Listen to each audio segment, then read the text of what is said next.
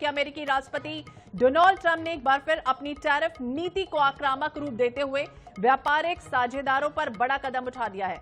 उन्होंने एक नए कार्यकारी आदेश पर साइन करते हुए भारत समेत 92 ऐसे देश हैं जहां पर 10% से 41% तक आयात शुल्क यानी कि टैरिफ लगाने का फैसला लिया है।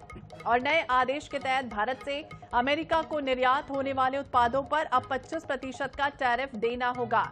तो वहीं ब्राजील को कुछ राहत दी गई है, उस पर सिर्फ 10% शुल्क लगाया गया है। और सबसे अधिक प्रभाव सीरिया पर पड़ा है, जहां से आयात पर 41% तक का टैक्स लगाया गया है।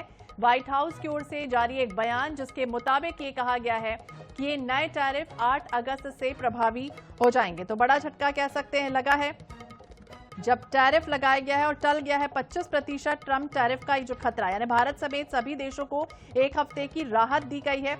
अमेरिका ने अपने निर्देश में साफ तौर पर यह कहा है कि भारत समेत बाकी देशों पर 1 अगस्त से लगने वाले टैरिफ को अब 1 सप्ताह के लिए टाल दिया गया, यानी कि जो अब 7 दिन बाद कह सकते हैं कि प्रभावी होगा। पहले 1 तारीख को था, लेकिन अब ये नए टैरिफ 8 अगस्त से प्रभावी हो जाएंगे।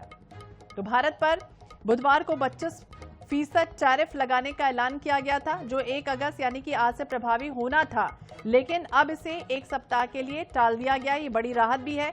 अमेरिका की ओर से ये निर्देश है जिसमें अब ये टैरिफ 7 दिन बाद भारत समेत बांग्लादेश, ब्राजील और अन्य देशों पर लगाया जाएगा।